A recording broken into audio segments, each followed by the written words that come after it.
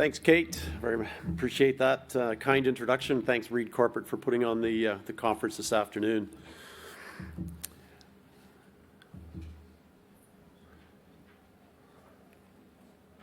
A little touchy there. Did the battery die? It's the green button, Kate, right? Thank you. Just the usual cautionary statement as well, and the presentation is on our website, so after the presentation, you're welcome to go and have another read. There we go, now it's working. So just by way of introduction, Caravel today is sitting at about $100 million market cap. We have 550 million shares on issue. Our ownership structure has been very stable since way back in 2018 with the key investors that are shown here on the slide. In 2024, a gentleman by the name of Greg Lillyman joined as a strategic advisor. Greg brings decades of mine operations and construction experience and has had a senior executive role in the industry, and he complements the rest of the board very well. I think it's probably worth calling out that Canaccord also supports the company through their wealth desk and their research, and Moelis provides a lot of our financial advisory support. Three things to take away from today's presentation is, first and foremost, is the location of Caravel being only a couple hours drive outside of Perth in Western Australia. The resource is very large and has enough tonnage to support decades of production. And importantly, we're working our way through the feasibility study. So just on the resource, since 2016, we've done extensive drilling of the deposit, and we now have about 1.3 billion tons of resource, with a little over half of that sitting in measured and indicated. We're able to use a very low cutoff grade of 0.1% copper, and that then therefore translates into about 3 million tons of copper in the resource. But it also has 60,000 tons of molybdenum, about 1 million ounces of gold, and 46 million ounces of silver. You can see Bindi and Dasher there. That's the main focus of the numbers that I just presented, but we also have mineralization extending to the north and to the south along that 30-kilometer corridor. Just by reference, perhaps, again, Chalice Julimar's discovery is about 60 kilometers to the southwest, closer to Perth. So it's a good deposit. The mine's located on cleared and flat freehold farmland, which from a construction point of view, which is largely my background, is ideal. And that's the actual site there of where the Bindi mine will go. And I think another important point to make is that native title has been settled in 2021, and that given that there's extensive land disturbance, as you could see through farming, the project has very, very minimal environmental impact. So all of this goes a long way to helping a project get built. I think it's important to talk about how we're going to build the mine. The key to these deposits is to drive down costs. And to drive down costs, we go to scale using large mining equipment. And in doing so, we're able to also employ very simple bulk mining methods. So just think of what we do in the Pilbara and translate that to this project in copper. The difference being, of course, is that in the Pilbara you need all that supporting infrastructure, which we don't need, and we don't need fly-in, fly-out on this project. Other than that, it's quite similar. Additionally, the use of proven mine technology. So in Western Australia, we don't have drivers on our haul trucks. Our drills are automated. We use remote control centers to run a lot of the equipment on the mine. All of these drive down costs, improve safety, and all of these are now proven sufficiently that we'll be able to deploy these on this project when the time comes. What you see in the lower right-hand corner there is just a picture of the Bindi pit. The red is the higher grade areas, the orange is sort of the medium grade, and the yellow is the lower grade, and these grades range from about 0.2 to 0.6% copper. As I said, the way to profitability on these mines is to bulk them out using large equipment, large haul fleet and equipment. And so that's the plan. Is so everything you see that's in mineralization will come out in bulk. If you go past the mine and talk about metallurgy, it's been extensively tested over the last few years, and we'll process about 30 million tons of ore through a mill. That is, you've heard heard metallurgists like myself say it's a simple mill design, but it actually really is a simple mill design because this ore body is primarily chalcopyrite, one metal to worry about. We don't have to separate zinc or lead. It's chalcopyrite, and hence copper we're chasing.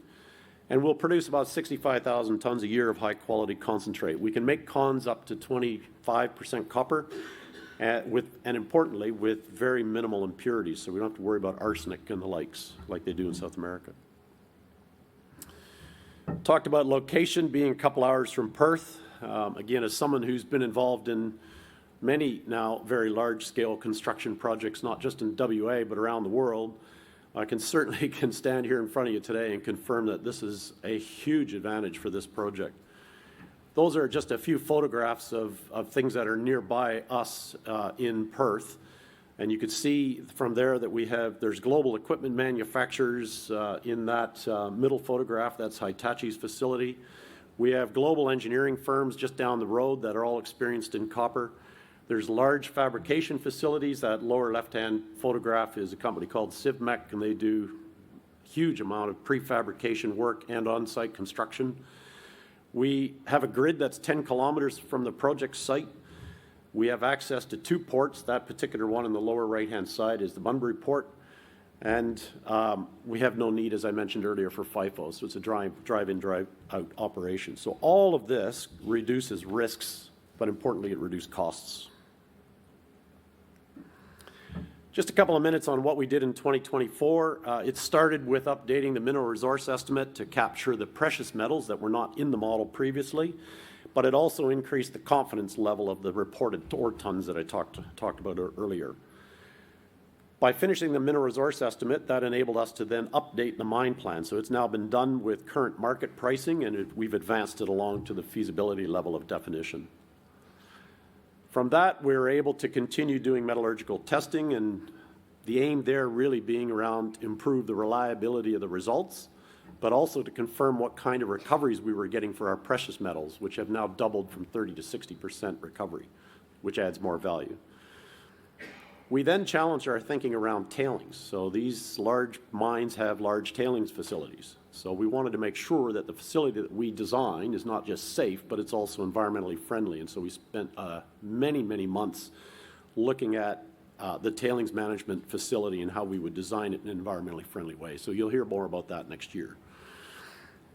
Also, as shown here in this photograph, we challenged ourselves around the site layout. So we've integrated the tailings and the waste rock landforms, the process plant, and the mine in a much smaller footprint. And again, that reduces the environmental impact, but also reduces costs when you think about construction and the amount of earthworks you have to build a site on a project like this.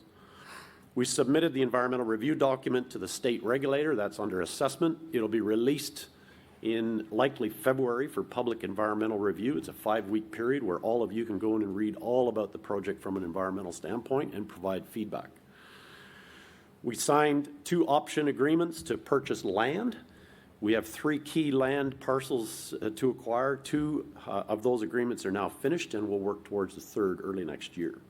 And of course, we continued with stakeholder engagement to build all those relationships that are needed to ensure that we capture their ideas and thoughts about the mine, but equally then we're communicating back to the community and the landowners our plans for the project.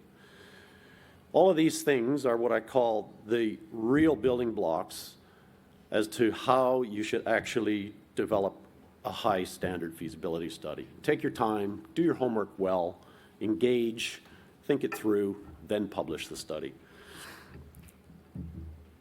Just on a few slides here, just on the copper industry you might find interesting. In September at this conference, I talked about how the industry is transitioning to lower ore grades as the existing large mines, primarily in South America, are being depleted.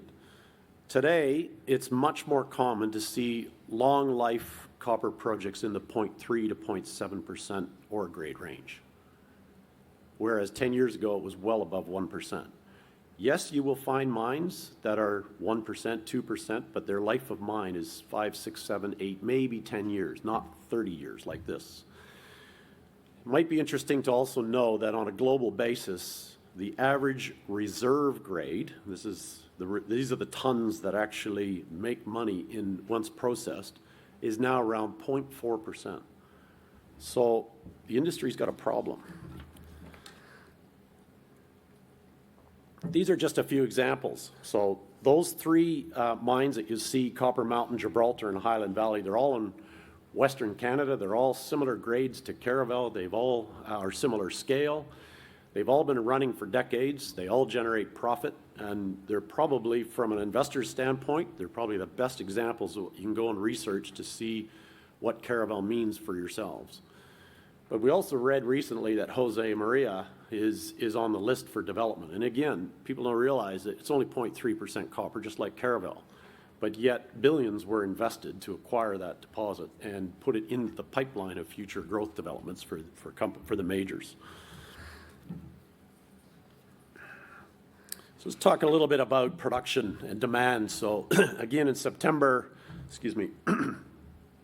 I presented in September that global consumption is sitting around 25 million tons a year, but it's estimated to grow to 40 million tons a year in the next 10 years. And that's largely driven by everything that we read about in the energy transition. So just put that into perspective. That's a 60% increase, or the equivalent of around 12 Escondida mines in the next 10 years. That is a staggering thought about how that's going to be achieved. But then if you sort of be the pessimist, I suppose, and say, well, are you going to grow that demand so strongly because not all this energy transition is going to come to fruition? Let's say if only half of it eventuates. We're still going to be under a severe copper supply pressure going forward. And the early signals are already there. That right-hand graph, the blue area, you can see that arrow trending down. Those are copper inventories. So inventories are already dropping. What I don't have up here is what we call treatment charges and refining charges for smelters. In 2024, it actually reached a point where smelters weren't charging you anything to process your feed. Zero. That's never happened, ever. So it's just another indication that the level of competition for copper concentrates is growing, and it's growing fast. As a result, that copper price is gradually rising. It has over decades, but it's continuing to gradually rise, and that's going to then incentivize new mines to come into production. It's quite interesting to have a quick look at the smelting industry, just to give you the next step in the process. It appears that the construction of downstream capacity, it's already in full swing. Today, there are about 125 copper smelters around the world with a combined capacity of 27 million tons. 45 of them, or 40%, are in China. And along with a handful of other countries, 67% are in Asia. That is expected to grow to 80% in the next few years with the list of those projects that you see here on the slide. Many of those new smelters, are going to need new concentrate.